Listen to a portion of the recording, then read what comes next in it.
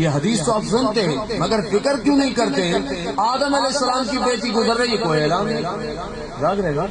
شان میں تو حضور کے دادا ہے، مسجد الملائکہ ہے، اللہ تعالیٰ نے ہر چیز کی، ہم سارے نبیوں کو کوئی فرق نہیں کرتے، سب شان والے، مگر حضور کی شان دیکھے، نسبت دیکھے، رب پاک اس میں کوئی اعلان نہیں۔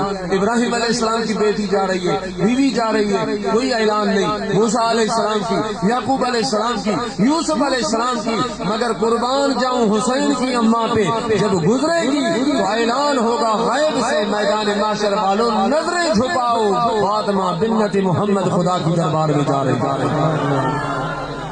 آج سے یہ سیکھ جو محمودی فقیر، یہ حضور کی حدیث پہ عمل کرو تو آج سے ہماری عادت ہو تو جب میدان محشر میں یہ نام آئے تو ہمارے جو جھک جائیں ادب سے، اور 70,000، ایک میں 70 ہے، ایک میں 70,000 ہوئے جو اماں سائن کے ہم شکل ہوں گی، اور وہ اللہ کا ذکر کرتے ہوئے جنت سے جبل صراط سے گزر جائے گی۔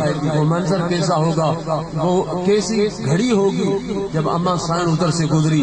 ہمارا ایمان ہے کہ اماں سائن کے بیٹوں کا، غوث پاک کی اماں سائن کے عیال ہے، معین الدین چشتی بھی اماں حسینی سید ہے، عبداللہ شاہ اصحابی بھی اماں کا عیال ہے، عبداللہ شاہ غازی بھی اماں کا عیال ہے، عبداللہ شاہ وہاب بھی اماں کا عیال ہے، حضرت ابراہیم شاہ قادری بھی اماں کا۔ کائنات میں اگر ولی دیکھو گے تو یا حسنی ملے گا یا حسینی ملے گا، یہ سارا کا سارا فیضان مخدوم کائنات کا ہے۔